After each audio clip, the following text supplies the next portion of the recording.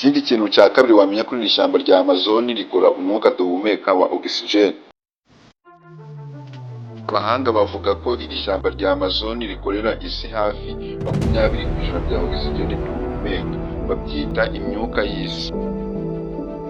Iyo urebye amafoto y'ikirere ubona ukuntu ibiti byaryo byohereza umwuka duhumeka mushya mu kirere, bigatuma isi igumana kugira ubuzima bwiza. Ikindi kintu cya gatatu wamenya ku ishyamba rya Amazon ni uko ari ryo shyamba rifite inzoka nini ku isi. Mu ishyamba rya Amazon habonekamo inzoka nini cyane ku isi yitwa anaconda, aho ishobora gupima metero 9, ikaba yagira ibiro hafi 250 by'uburemere. Urumva ko iryo shyamba cyangwa se urumva ko iyo nzoka nini cyane nk'uko musanzwe muyizi. Iyo nyamaswa cyangwa se iyo nzoka ya anaconda ishobora kuruga cyangwa se ikaba yabasha no kwica inyamaswa nini cyane nk'impongo cyangwa se ihene mu minota mike cyane. Urumva ko ni inyamaswa mbi cyane, inafite uburozi buhakaye cyangwa se buremereye. Ikindi kintu cya kane wamenya ku ishyamba rya Amazon ni uko rituwe n'ibimera n'inyamaswa nyinshi cyane. Ishyamba rya Amazon rituwe n'amoko y'inyamaswa arenga miliyoni, harimo inyoni, ibikururanda, inzoka n'udukoko tutabarika. Abahanga rero bavuga ko muri iri shyamba rya Amazon buri mwaka havugurwa amoko mashya y'ibinyabuzima. Ikindi kintu cya gatanu wamenya ku ishyamba rya Amazon ni uko rivamo imiti y'akataraboneka. Ibimera byo mu ishyamba rya Amazon rero bifite imiti y'akataraboneka hafi 1/4 cy'imiti ikoreshwa mu buvuzi. Ndetse binavugwa ko imiti myinshi ku isi ituruka cyangwa se ifite inkomoko muri iryo shyamba rya Amazon. Nubwo bitaremezwa neza cyane n'abashakashatsi, ariko bivuga ko imiti myinshi cyane ituruka mu ishyamba rya Amazon. Urumva ko ishyamba rya Amazon rifite umumaro munini cyane ku buzima bwacu cyangwa se ku mibereho y'abantu nkatwe dutuye muri iyi si yacu.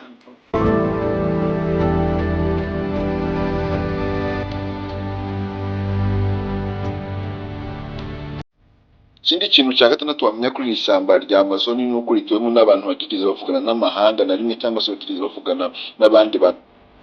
Mu bice bimwe bya Amazon rero haracyari amoko y'abantu arenga 100 batigeze bavugana n'abandi bantu cyangwa se n'amahanga muri rusange. Babaho mu buryo bwa kera, by'umwihariko batunzwe no guhiga, ndetse bamwe na bamwe hari n'aho usanga nta bantu bambara cyangwa se batazi ibintu byo kwambara, bitewe n'uko ishyamba rya Amazon ari rinini.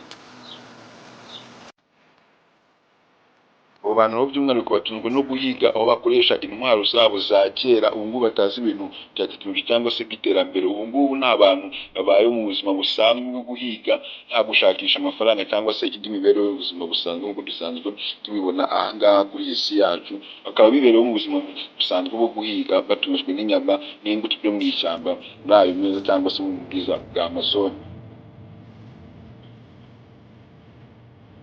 Ikindi kintu cy'ingenzi cya karindwi wamenya kuri iri shyamba rya Amazon, rifite udukoko dufite uburozi bukaze cyane. Iri shyamba rya Amazon rifite udukoko n'inyamaswa bifite uburozi bwinshi cyane kandi bukomeye ku rwego mpuzamahanga. Nk'urugero nabahereza nka Brazilian wandering spider.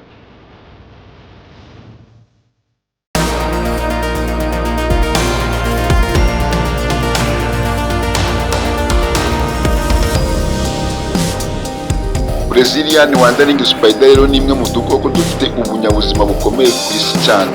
Muri iryo shyamba kandi rya Amazon habamo n'inzoka n'amavubi aryana kandi ashobora kuba yanakwica mu gihe gitoya.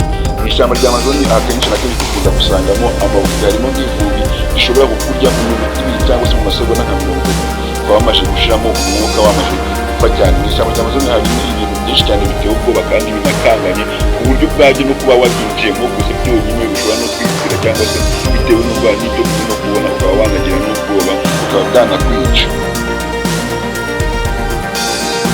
Ikindi kintu cya munani wamenya ku ishyamba rya Amazon ni uruzi rwa Amazon.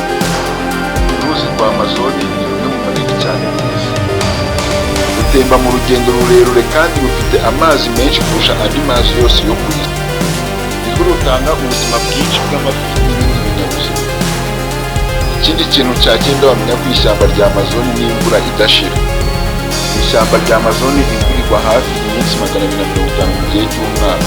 Ni ukuvuga ngo gufata iminsi 250 y'umwaka yo mu mwaka rero uguyemo iminsi 250. Kandi bivugwa ko mu ishyamba rya Amazon ngo byonyine kugira ngo ube uhagaze mu ishyamba hasi ku butaka, imvura igwe ngo ku mutima ushobora kukugeraho byibuze hashize iminota nka 30 imvura yaguye, umutima ushobora kumanuka hejuru ukinuza ku kibabi ukaba washika hasi, bitewe n'ukuntu ishyamba riba rizitanye cyane ku buryo imvura kuba yashika hasi bitwara igihe, cyangwa se imisozi kuba yashika hasi bitwara igihe. Kandi bivugwa yuko ngo ni ishyamba rihoramo umwijima cyane uteye ubwoba ku buryo ushobora no kuyigeramo byonyine ibintu uri kubona n'amaso yawe bigashobora kuba byanatuma uhaburira n'ubuzima. Ikintu cya 10 ari nacyo cya mbere utari uzi ku ishyamba rya Amazon ni amabara y'ibinyabuzima agiye atandukanye. Ibihe byose rero Amazon yuzuye amabara y'ibinyabuzima atandukanye, kuva ku nyoni z'amabara, inzoka, kugeza no ku dukoko dusa n'amabuye. Amazon rero ni ishyamba ry'ikirango n'ubwiza muri rusange. Ishyamba rya Amazon rero rikaba rifite ubuzima, ubukungu n'ibyiza byagombwe kubungabungwa. Ni umuti w'isi, kandi uko turinda iri shyamba niko turinda ejo hazaza h'abantu bose muri rusange. Guys, ndagushimiye twabanye kuva iyi video itangiye kugera irangiye, ariko nimba wayikunze ntibibagire gukora like, unyandikire muri comment uko ubyumva, unayinshirangire ku nshuti zawe. Ariko ikintu nyamukuru utibagirwa gukora, ntibibagire gukora subscribe kuri Eagles TV kugira ngo ujye ukomeza kubana natwe mu zindi video tubategurira umunsi ku munsi, 5 kuri 5. Turabakunda cyane.